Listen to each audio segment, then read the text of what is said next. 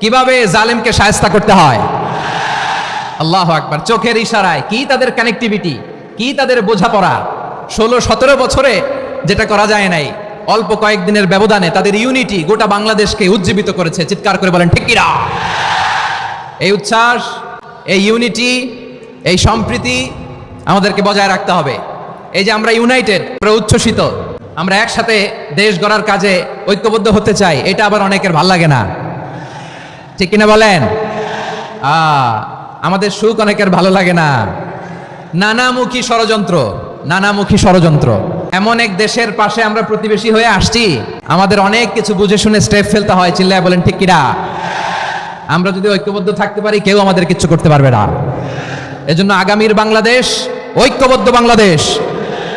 আমরা এমন রাজনৈতিক বন্দোবস্ত চাই যেখানে কেউ কাউকে জুলুম করার সাহস দেখাবে না, নতুন করে আর কেউ জালিম হবে না, নতুন করে ফ্যাসিস্ট হওয়ার সাহসটুকু, দুঃসাহসটুকু কেউ দেখাতে পারবে না। এরকম বাংলাদেশ আমরা চাই কি চাই না? আওয়াজ করে আপনার মতামত জানান দেন। এরকম নতুন ভোরের বাংলাদেশ আমরা চাই কি চাই না? কারা কারা চাই হাত তুলে আল্লাহর দেখায়। আমরা এই স্বাধীনতার পর থেকে এটাই দেখেছি, লুটপাট, দুর্নীতি, মারামারি, দেশের টাকা পাচার, আছে না নাই? এগুলোর পুনরাবৃত্তি আমরা চাই।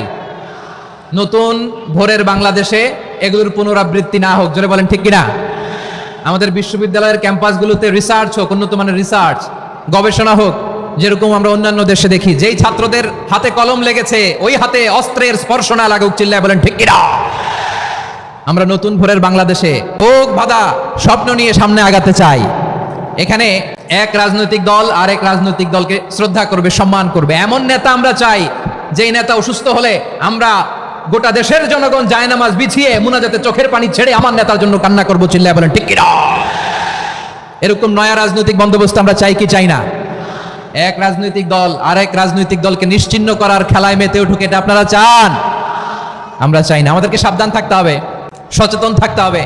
দেখবেন এই যে আমরা ঐক্যবদ্ধ, আমরা সম্প্রীতির বাংলাদেশ গড়তে চাই, আমরা সমৃদ্ধির বাংলাদেশ গড়তে চাই। নানা ধরনের চক্রান্ত। রিসেন্টলি দেখবেন এই শান্ত শিষ্ট ইসলাম প্রিয় শান্তিপ্রিয় মুসলিমদেরকে উস্কানি দেয়া হচ্ছে, উত্তেজিত করার জন্য আমার নবীকে গালি দেয়া হচ্ছে। আরশের অধিপতি আল্লাহ রাব্বুল ইজ্জাতের নামে এমন অশ্লীল শব্দ ব্যবহার করা হচ্ছে যেগুলো মুখে তোলা আমাদের পক্ষে সম্ভব না। প্রিয় ভাইরা, আমরা আজকের এই চাঁপাইনবাবগঞ্জের বিশাল ঐতিহাসিক তাফসীরুল কোরআনের প্রোগ্রাম থেকে এই ইন্টারিম গভর্নমেন্টের কাছে বিনীত আবেদন জানাতে চাই, আপনারা শান্তিপ্রিয় মুসলিম জনতার ধৈর্যের পরীক্ষা নেবেন না। ধৈর্যের পরীক্ষা আপনারা নেবেন না। সহ্যের সীমা ছাড়িয়ে গেলে জনতা নিজেই আইন প্রয়োগ করার, বিচার করার দায়িত্ব হাতে তুলে নিবে। এটা আমরা চাই না, এটা আমরা চাই না, আমরা চাই না। যারা আল্লাহ রাসূল সাল্লাল্লাহু আলাইহি ওয়াসাল্লামের সম্মানকে খাটো করে, আল্লাহ এবং আল্লাহর রাসূলকে নিয়ে কটূক্তি করে, অবমাননা করে, শব্দ ব্যবহার করে, অশ্লীল শব্দ ব্যবহার করে, তাদের ব্যাপারে আমরা সর্বোচ্চ শাস্তি কামনা করি। সর্বোচ্চ শাস্তি তাদের জন্য বাস্তবায়ন করতে হবে। বাংলাদেশে ব্লাসফেমি আইন করে। চিল্লায় বলেন ঠিক কিনা। তা না হলে জনগণ যদি বিচার হাতে তুলে নেয়, এই বিশাল জনস্রোতকে থামানো সম্ভব না।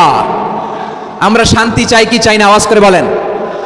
আল্লাহর নবীর বিরুদ্ধে, আল্লাহর রাসূল সাল্লাল্লাহু আলাইহি ওয়াসাল্লামের সম্মানকে খাটো করে কবিতার নামে, গদ্যের নামে অশ্লীল শব্দ চয়নকে আমরা মেনে নিব? অশ্লীলতাকে আমরা মেনে নিব? কারণ আল্লাহর নবী আমার ঈমান, আমার নবী আমার ঈমান।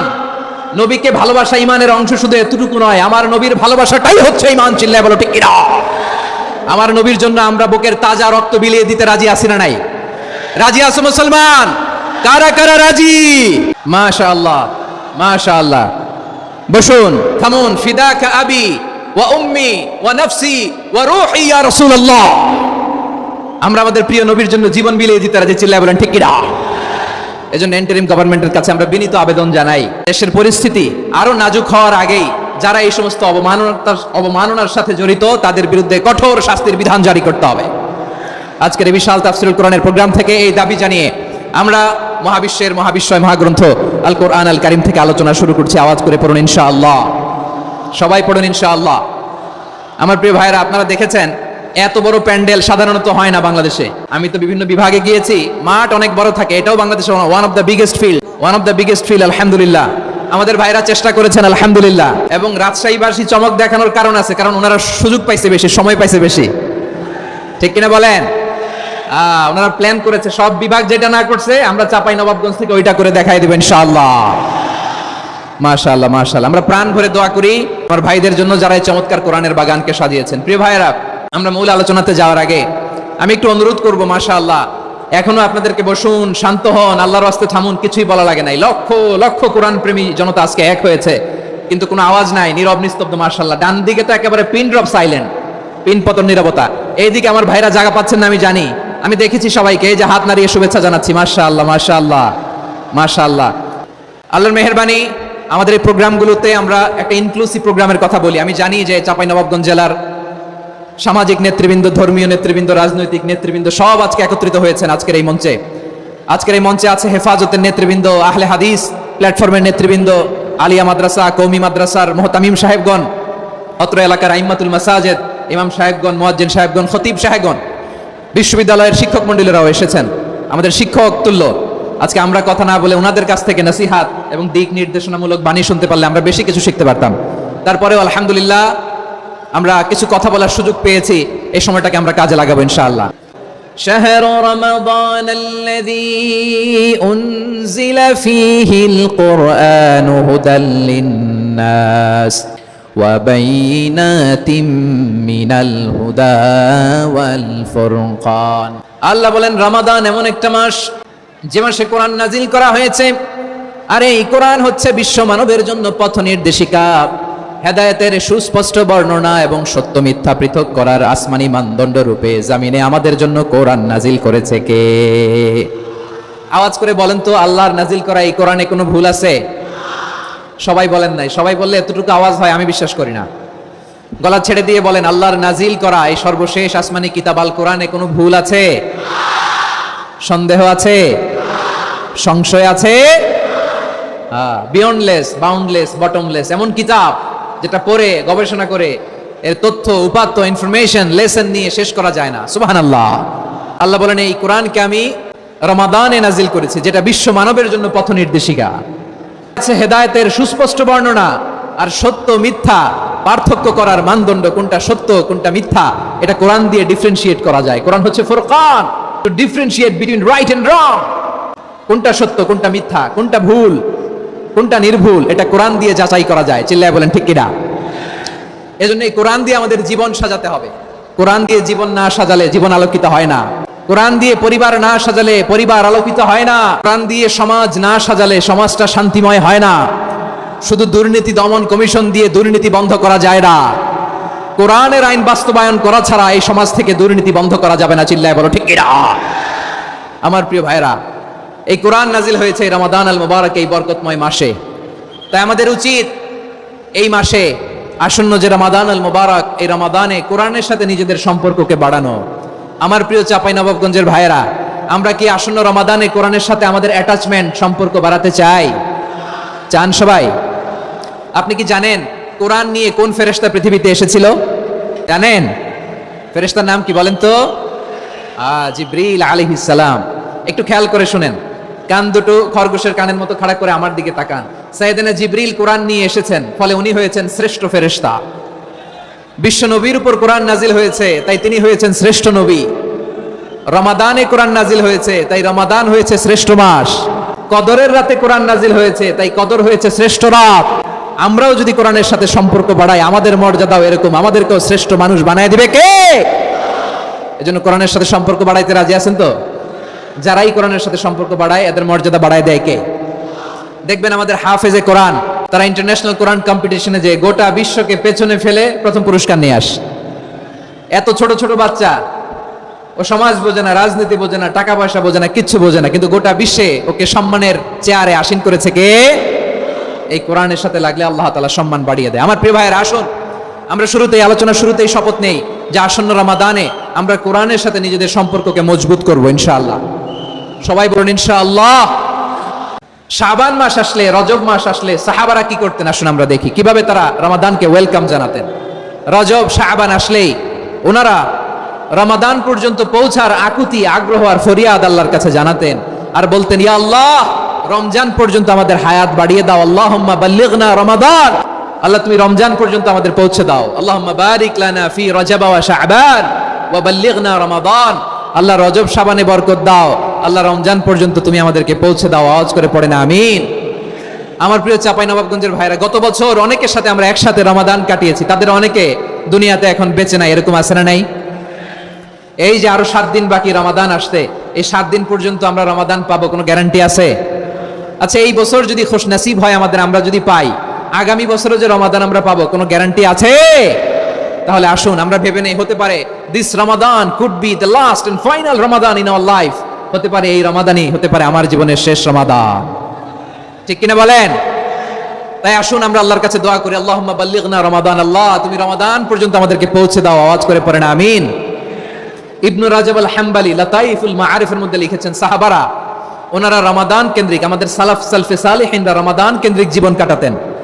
ওনারা রমজান আসার 6 মাস আগে আল্লাহর কাছে দোয়া করতেন, আল্লাহ রমজান পর্যন্ত পৌঁছে দাও। রমজান চলে যাওয়ার পরে বাকি 6 মাস আল্লাহর কাছে দোয়া করতেন, আল্লাহ এই রমাদানে যে ইবাদত করেছি এই ইবাদতগুলো তুমি কবুল করে নাও। সুবহানাল্লাহ।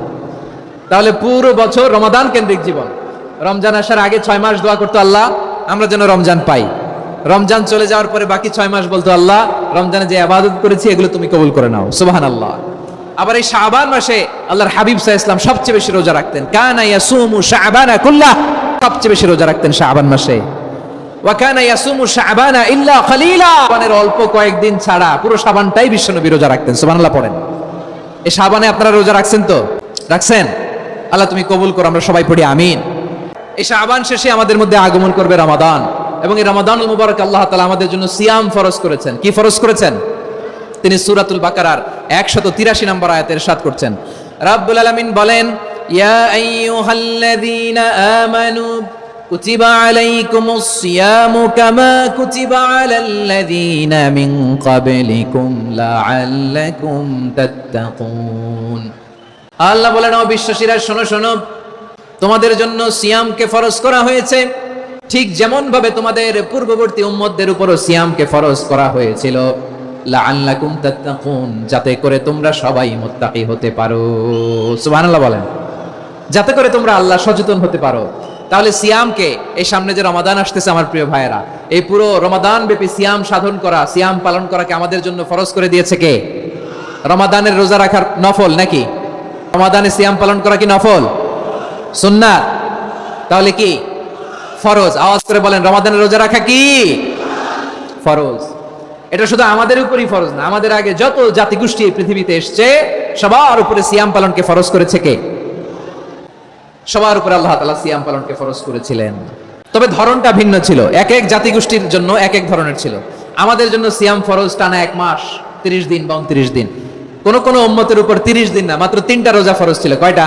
আপনাদের কি মনোযোগ আছে না গেছে? মনোযোগ আছে? তাকবীর পড়েন তো, লিল্লাহে তাকবীর। আমাদের 1 মাস সিয়াম ফরজ। পূর্ববর্তী অনেক উম্মতের উপর 1 মাস ছিল না, 3টা ফরজ ছিল। কয়টা? প্রতি মাসের 13, 14, 15 ফরজ ছিল তাদের জন্য। কারোর জন্য শুধু একটা, আশুরার রোজা। কোন কোন উম্মতের জন্য 10টা। কোন কোন উম্মতের জন্য রোজা ফরজ ছিল মৌনতার রোজা, আরবিতে বলে সওমুল ইনসাত, মানে সারাদিন খেতে পারবে, পান করতে পারবে, স্ত্রীর সাথে মেলামেশা করতে পারবে, কিন্তু কথা বলতে পারবে না। কথা বললেই তাদের রোজা ভেঙে যেতে। পড়েন সুবহানাল্লাহ। কি অদ্ভুত ব্যাপার! মৌন সম্মতির রোজা। যেমনটি সাইয়্যিদাতুনা মারিয়াম আলাইহিস সালাম বলেছেন, ইন্নী নাযারতু লির-রাহমানি সাওমা ফালান উকাল্লিমাল ইয়াওমা ইনসিয়া। তিনি বলেছেন, আজকে আমি রহমানের জন্য, মানে আল্লাহর জন্য রোজা মানত করেছি, আজকে আমি কারোর সাথে কথা বলতে পারবো না। তো রোজা রাখলে কথা বলতে পারবে না কেন? কারণ ওই শরীয়তে রোজার বিধান ছিল সকাল থেকে সন্ধ্যা খেতে পারবেন, পান করতে পারবেন, কিন্তু কথা বলতে পারবেন না। কথা বললেই রোজা ভেঙে যেত। সুবহানাল্লাহ বলেন। তাহলে সব জাতিগোষ্ঠীর উপরে রোজা ফরজ ছিল, কিন্তু ধরনটা ভিন্ন ছিল। মজার ব্যাপার হচ্ছে, আপনি বর্তমানেও বিভিন্ন ধর্মের দিকে তাকান, বৌদ্ধ ধর্ম, হিন্দু ধর্ম, খ্রিস্ট ধর্ম, তাদের মধ্যে রোজা আছে। ইংরেজরা, খ্রিস্টানরা এটাকে বলে ফাস্টিং। কি বলে? ফাস্টিং। আমাদের হিন্দু ভাইয়েরা বলে উপবাস। তারা কি বলে? উপবাস। আবার এখন আন্দোলনেরও একটা মাধ্যম হয়েছে এটা, না খেয়ে থাকা। এটারে বলে অনশন। এটারে কি বলে? অনশন ধর্মঘট। মানে আমাদের দাবি না মানলে আমরা খাবো না, রোজা রাখলাম। আছে না নাই? তারপরে আধুনিক বিজ্ঞান এটার একটা নাম দিয়েছে না খেয়ে থাকাকে, অটোফিজি। কি বলে? অটোফিজি। জাপানের এক চিকিৎসা বিজ্ঞানী এই অটোফিজির উপর গবেষণা করে সে নোবেল পেয়েছে। সুবহানাল্লাহ পড়বেন না? এজন্য আল্লাহ তাআলা আমাদের জন্য গোটা রমাদানে এই সিয়ামকে ফরজ করে দিয়েছেন। আওয়াজ করে বলেন আল্লাহু আকবার। রাব্বুল আলামিন বলেন, ইয়া আইয়ুহাল্লাযীনা আমানু কুতিবা আলাইকুমুস সিয়াম, সিয়ামকে তোমাদের উপরে ফরজ করা হয়েছে, কামা কুতিবা আলাল্লাযীনা মিন ক্বাবলিকুম, যেমনি তোমাদের পূর্ববর্তীদের উপর রোজা ফরজ করা হয়েছিল, লাআল্লাকুম তাত্তাকুন, যাতে করে তোমরা আল্লাহ সচেতন হতে পারো, যাতে করে তোমরা মুত্তাকি হতে পারো। লাআল্লাকুম তাত্তাকুন, যাতে করে আমরা আল্লাহ সচেতন হতে পারি, আল্লাহ কনসিয়াসনেস আমাদের মধ্যে গ্রো করে। এটা হচ্ছে রোজার prime objective, the prime objective of সিয়াম। অনেকে জিজ্ঞেস করলে অনেকে বলে রোজার মূল উদ্দেশ্য হচ্ছে না খেয়ে থাকা, না। অনেকে বলে গরিবদের কষ্ট অনুধাবন করা রোজার উদ্দেশ্য, না। রোজার উদ্দেশ্য কি, সিয়াম পালনের উদ্দেশ্য কি, এটা আল্লাহ তাআলা স্পষ্ট এই আয়াতের পেছনে বলেছেন যে লাআল্লাকুম তাত্তাকুন, যাতে করে তোমরা আল্লাহ সচেতন হতে পারো, আল্লাহ ভীতি তোমাদের মধ্যে গ্রো করে, গড কনসিয়াসনেস, আল্লাহ কনসিয়াসনেস, আল্লাহ সচেতনতা যেন বাড়ে, দ্য সেন্স অফ অ্যাকাউন্টেবিলিটি, আল্লাহর সুপ্রিম কোর্টের কাঠগড়া এই দুনিয়াতে আমি যাই করলাম তার সবকিছু যে পাই টু পাই হিসাব দিতে হবে, এই sense, to enhance the sense that what ever we do Allah is watching me. আপনি যাই করেন কেউ দেখে না, কিন্তু দেখে কে? শুরুতেই তো জিজ্ঞেস করেছিলাম যে কেউ যেটা দেখে না সেটা দেখেন কে, কেউ যেটা শোনে না সেটা শোনেন কে? এর নাম হচ্ছে লাআল্লাকুম তাত্তাকুন, যাতে করে তোমরা আল্লাহ সচেতন হতে পারো, আল্লাহ ভীরু হতে পারো। দুনিয়ার কেউ দেখে না, কিন্তু আল্লাহ দেখে। এটাই রোজার মূল শিক্ষা। আমার প্রিয় ভাইরা, আপনি লুকিয়ে লুকিয়ে ঘরের ভেতরে অন্যায় করেছেন, পাপ করেছেন, আপনার বাবা দেখে নাই, মা দেখে নাই, স্ত্রী দেখে নাই, কিন্তু দেখেছে কে? আল্লাহর চোখ ফাঁকি দেয়া যায়? আচ্ছা, বুঝে থাকলে বলেন তো, সিসি ক্যামেরার চোখ ফাঁকি দেয়া যায় কি যায় না? পুলিশের চোখ, র্যাবের চোখ, বিমানবন্দরে কাস্টমস অফিসারের চোখ, কিন্তু আমার আল্লাহর চোখ? সবাই বলেন, আল্লাহর চোখ ফাঁকি দেয়া যায়? এই সেন্সটা নিয়ে আসা নিজের মধ্যে, আমি whatever I do Allah is watching me, যাই করি আল্লাহ দেখে। লাআল্লাকুম তাত্তাকুন। সো রমাদানের রোজা, ইফতারি, সিয়াম, ইবাদত সব কিছুর মধ্য দিয়ে আপনাকে খেয়াল করতে হবে যে লাআল্লাকুম তাত্তাকুন এই স্ট্যান্ডার্ড এটা অ্যাচিভ হচ্ছে কিনা আমাদের, যাতে করে তোমরা মুত্তাকি হতে পারো, আল্লাহ ভীরু হতে পারো। তাকওয়া, এটা হচ্ছে the essence of Islam. What is তাকওয়া? তাকওয়া মানে কি? তাকওয়ার সংজ্ঞা অনেকে অনেক ভাবে দিয়েছেন। আমি সরাসরি সাহাবাদের কাছ থেকে একটা সংজ্ঞা আপনাদের শোনাচ্ছি। ওমরে ফারুক রাদিয়াল্লাহু তাআলা আনহু উবাই ইবনে কাব রাদিয়াল্লাহু তাআলা আনহুকে জিজ্ঞেস করেছিলেন, ইয়া উবাই মা হুয়া তাকওয়া, হে উবাই তাকওয়া কি? তাকওয়া কাকে বলে? উবাই ইবনে কাব তিনি প্রশ্নের উত্তর না দিয়ে উনিও আবার প্রশ্ন ছুড়লেন। তিনি বললেন, ইয়া আমিরুল মুমিনিন, আমা সালাকতা তারিকান যা শাউক, আপনি কি কাঁটাযুক্ত রাস্তা দিয়ে মরুভূমিতে কখনো হেঁটেছেন, যে রাস্তার চারদিকে ক্যাকটাস, গুলমলতার কাঁটা, হেঁটেছেন? ওমরে ফারুক বললেন, নাম, হেঁটেছি। বালা, হেঁটেছি। কাইফা আমিলতা, কিভাবে হেঁটেছেন? ওমরে ফারুক বললেন, শাম্মারতু ওয়াজতাহাতু, আমি আমার জামা, জুব্বা আর চাদর আটোশাটো করে গায়ের সাথে এমন ভাবে মিলিয়ে রেখেছি, এমন সাবধানে হেঁটেছি যাতে করে মরুভূমির ক্যাকটাসের গুলমলতার কাঁটা আমার গায়ে বিঁধে না যায়। উবাই ইবনে কাব বলেন, ফাযালিকা হুয়া তাকওয়া, আরে তাহলে আপনি তো ঠিকই জানেন তাকওয়া মানে কি, এটাই তো তাকওয়া। ওই রাস্তা দিয়ে যেভাবে হেঁটেছেন পুরো দুনিয়ার জিন্দেগিটা এইভাবে সাবধানে চলার নামই হচ্ছে তাকওয়া। চিল্লায় বলো ঠিক কিনা? এই দুনিয়াতে পাপ পঙ্কিলতা থাকবে, শয়তানির হাতছানি থাকবে, অপরাধ প্রবণতা থাকবে, নফসের খায়েশ থাকবে, অন্যায়ের হাতছানি থাকবে, সব কিছুকে দলে মুচড়ে পেছনে ফেলে সাবধান হয়ে এই দুনিয়ার সিরাতুল মুস্তাকিমের পথে চলতে হবে। যে রাস্তা শুরু হয়েছে দুনিয়াতে, শেষ হয়ে গিয়েছে আল্লাহর জান্নাতের ভেতরে। চিল্লায় বলেন ঠিক কিনা?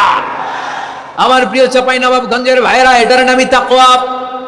উবাই ইবনে কাব বললেন, ও আমিরুল মুমিনিন, ওই কাঁটাযুক্ত গুলমলতার রাস্তার মধ্যে ঠিক যেমনি সাবধান হয়ে আপনি হেঁটেছেন, এই দুনিয়ার বুকে ওই সাবধান হয়ে চলার নাম হলো তাকওয়া। সুবহানাল্লাহ। তাহলে তাকওয়া কারে বলে? আমার চাঁপাইনবাবগঞ্জের কলিজার টুকরা ভাইরা, বুঝতে পারছেন আপনারা? হ্যাঁ, তাকওয়ার শুধু দুইটা নমুনা আপনাদের সামনে পেশ করবো, আপনাদের ক্লিয়ার হয়ে যাবে। একটা নমুনা তো দিলাম, আরেকটা নমুনা, সেটাও ওমরে ফারুক রাদিয়াল্লাহু তাআলা আনহুর জীবনী থেকে। উনি ছিলেন ন্যায়পরায়ণ শাসক। রাত্রিবেলা প্রজাদের কি হাল হাকিকত, কি অবস্থা, ঘুরে ঘুরে প্যাট্রোলিং করতেন পুলিশের মতো। তো সারা রাত প্যাট্রোলিং করে সারা রাত তিনি ঘুরেছেন কার কি অবস্থা দেখে। শেষ রাতে তিনি ফিরে আসতেছেন। তিনি থাকতেন, সেই বুখারীতে এসেছে, কানা ইয়াসকুনু ফি আওয়ালিল মদিনা, মদিনার উঁচু এলাকায় থাকতেন। ফিরে আসার সময় উনি একটা প্রাচীর বেষ্টিত ঘরের পাশে দুইজন নারীর কথোপকথন শুনতে পেলেন। কয়জন নারীর? দেখি আপনাদের মনোযোগ আছে কিনা, বলেন কয়জন নারীর? একজন বৃদ্ধা, একজন যুবতী। উনি কান লাগিয়ে শুনতে পাচ্ছেন। বৃদ্ধা মা, ওমর ফারুক কাউকে দেখতে পাচ্ছেন না, শুনতে পাচ্ছেন। বৃদ্ধা মা তার যুবতী মেয়েকে বলে, এই তাড়াতাড়ি উটের দুধ দহন করে উটের দুধের সাথে পানি মিশাও, তাইলে কালকে বাজারে মদিনায় বেশি দামে বিক্রি করা যাবে, লাভ হবে অনেক। বৃদ্ধা মহিলা এটা বললেন। যুবতী মেয়ে উত্তরে বলে, মা আপনি জানেন না আমিরুল মুমিনিন খলিফাতুল মুসলিমিন ওমর ফারুক দুধে পানি মিশানোকে দণ্ডনীয় অপরাধ বলে ঘোষণা দিয়েছে, জানেন না?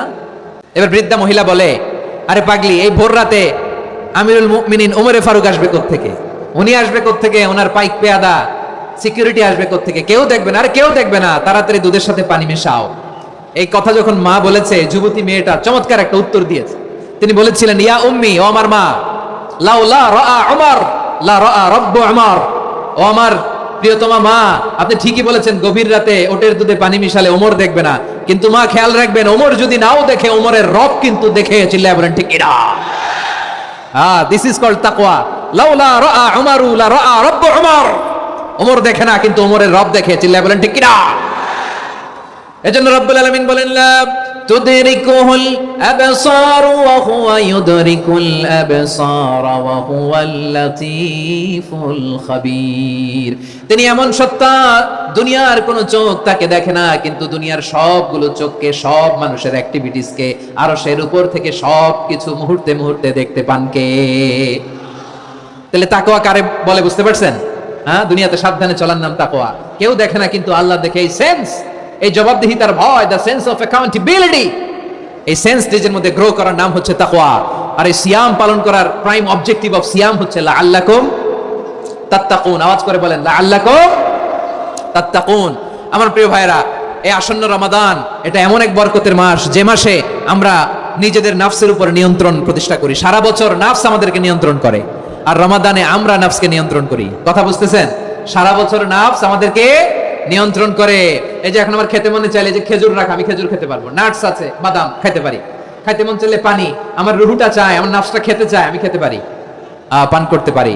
বিবাহিতরা দিনের বেলায় স্ত্রীর সাথে মেলামেশা করতে চাইলে করতে পারে, কিন্তু রমাদানে দিনের বেলায় খেতে মনে চায়, কিন্তু আমরা খাই। আমার প্রবৃত্তি খেতে চায়, কিন্তু প্রবৃত্তির কথা আমরা শুনি, কথা কয় না। রমজানে খেতে মন চাইলে আমরা খাই, তৃষ্ণায় গলা ফেটে যায়, গলার ছাতি ফেটে যায়, কিন্তু এক ঢোক পানি কি আমরা গিলি? বিবাহিতরা দিনের বেলা স্ত্রীর সাথে কি মেলামেশায় যায়? না। তার মানে সারা বছর নফস আমাদেরকে নিয়ন্ত্রণ করে, আর রমাদানে নফসের উপর আমরা নিয়ন্ত্রণ প্রতিষ্ঠা করি। নফসের লাগাম আমরা রমাদানে টেনে ধরে। চিল্লায় বলেন ঠিক কিনা? এজন্য আমার প্রিয় ভাইয়েরা, নফসের উপরে নিয়ন্ত্রণ নিতে চাইলে রমাদানের রোজার কোনো বিকল্প নাই। এটা এমন মাস, যে মাসের ফজিলতেরও কোনো শেষ নাই। এই মাসকে বলা হয় দ্য মান্থ অফ হোপ। এটা আশা জাগানিয়া মাস। রমজানের কথা শুনলে আশা জাগে না হৃদয়ে? ইদা জা রমাদান ফুতিহাত আবওয়াবুস সামা ওয়া গুল্লিকাত আবওয়াবু জাহান্নাম ওয়া সুফিদাতিশ শায়াতিন। রমাদান আসলে আকাশের দরজাগুলো খুলে দেওয়া হয়, মানে জান্নাতের। জাহান্নামের দরজাগুলোকে লক করে দেওয়া হয়, শয়তানকে চেইন আপ করা হয়। ইবাদত করলে শুধু করতেই মনে চায়। চিল্লায় বলেন না সুবহানাল্লাহ। রমজানে ইবাদতে যেই মজা পাওয়া যায়, সারা বছর অন্য কোনো মাসে এই মজা আপনি পান?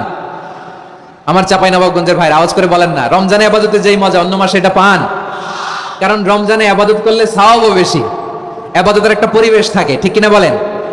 অন্য মাসে ইবাদত করলে এর সওয়াব পাওয়া যায় গাণিতিক হারে, রমজানে ইবাদত করলে সওয়াব বাড়তে থাকে জ্যামিতিক হারে। সুবহানাল্লাহ কইবেন না? অন্য মাসে সওয়াব বাড়ে গাণিতিক হারে, রমাদানে ইবাদত করলে সওয়াব বাড়ে কিভাবে জ্যামিতিক হারে বাড়ে দেখেন। রমাদানে একটা নফল করলে ফরজের সমান সওয়াব, একটা ফরজ করলে 70 থেকে 700 গুণ সওয়াব। রমজানে উমরা করলে হজের সমান সওয়াব। সুবহানাল্লাহ নাই? দ্য মান্থ অফ হোপ, আশা জাগানিয়া মাস। এই মাস আমাদেরকে হোপফুল করে, আশাবাদী করে। রমাদান যেমনি দ্য মান্থ অফ হোপ, আশা জাগানিয়া মাস, এট দ্য সেম টাইম এই রমাদান হচ্ছে মান্থ অফ ওয়ার্নিং, একটা ওয়ার্নিং এর মাস। নবী যেমনি আশা জাগাইছে, আবার ওয়ার্নিং দিয়েও গেছে, খবরদার। ওয়ার্নিংটা কেমন? আল্লাহর হাবিব সাল্লাল্লাহু আলাইহি ওয়াসাল্লাম মসজিদে নববীর ভেতরে হঠাৎ তিনি মসজিদে নববীর মিম্বারে পা রেখে বললেন আমিন। দ্বিতীয় ধাপে পা রেখে বললেন আমিন। তৃতীয় ধাপে পা রেখে বললেন আমিন। সাহাবারা অবাক হয়ে বললেন, ইয়া রাসূলুল্লাহ, ইয়া হাবিবাল্লাহ, তিনবার শুধু আমিন আমিন পড়লেন, কেন পড়লেন? আমরা কিছু জানি না, আমাদেরকে জানিয়ে দেন কেন আপনি তিনবার আমিন বললেন? রাহমাতাল লিল আলামিন আল্লাহর হাবিব বললেন, ও আমার প্রাণের সাহাবীরা, আমি যখন মসজিদে নববীর মিম্বারের প্রথম ধাপে পা রেখেছি, সাইয়েদনা জিবরিল এসে আমাকে বলেছে, ও নবী, আপনার নাম শুনে যে ব্যক্তি আপনার উপর দুরূদ পড়ে না তার ধ্বংস। আপনি বলেন আমিন। আমি বলেছি আমিন। দ্বিতীয় ধাপে পা রাখার পর সাইয়েদনা জিবরিল বললেন, ইয়া রাসূলুল্লাহ, মাতা পিতাকে বার্ধক্য অবস্থায় পেয়ে তাদের সেবা করে, তাদের সাথে সদাচরণ করে যে সন্তান জান্নাত কামাতে পারলো না, তার জন্য ধ্বংস। আপনি বলেন আমিন। আমি বলেছি আমিন।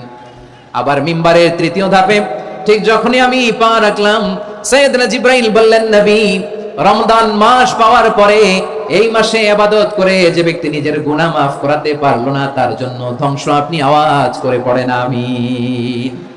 কত বড় ধমক, কত বড় ওয়ার্নিং দেখছেন, যে রমাদান পেয়েছে কিন্তু রমাদানের ইবাদত করার মধ্য দিয়ে সে নিজেকে জাহান্নাম থেকে মুক্ত বানাতে পারলো না, তার উপর আল্লাহ লানত, তার জন্য ধ্বংস।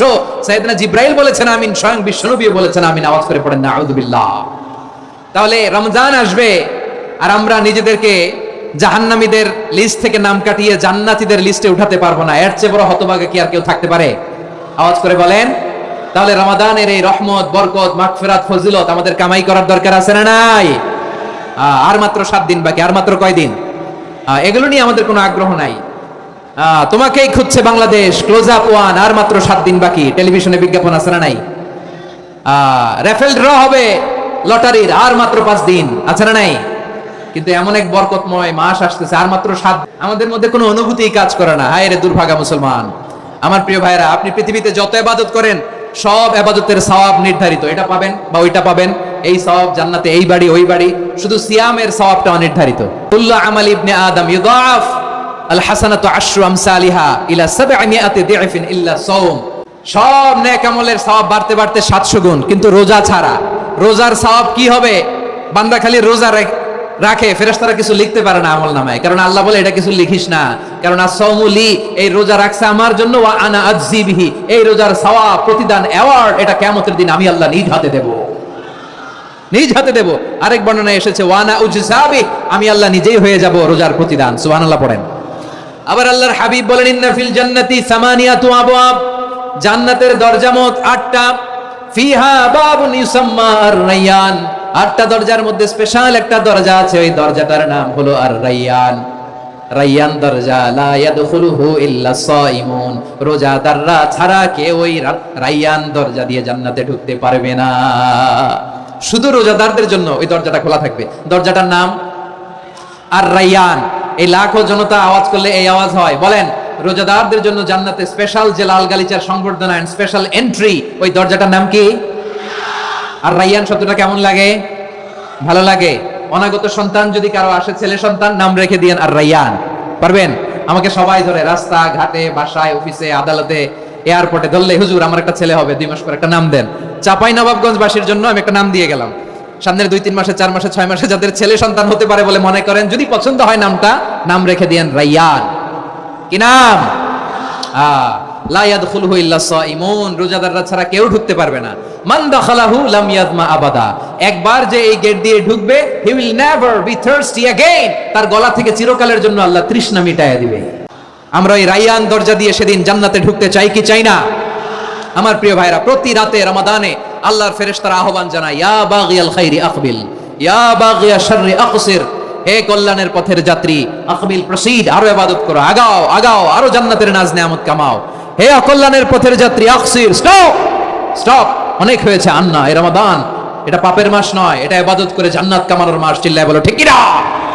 ওয়ালিল্লাহি উতাকাউ মিনান নার ওয়া যালিকা কুল্লা লাইলা, প্রতি রাতে, রমাদানের প্রতি রাতে আল্লাহ তাআলা এরকম লাখো বনি আদমকে maaf করে দেওয়ার ঘোষণা দেয়, নাজাতের ঘোষণা দেয়। আমরা আল্লাহর পক্ষ থেকে maaf, নাজাত চাই কি চাই না? আমরা যদি নাজাত পেয়ে যাই আর কিছু চাই? কথা বলে না। আমাদের নাজাত লাগবে। আওয়াজ করে বলেন তো কি লাগবে?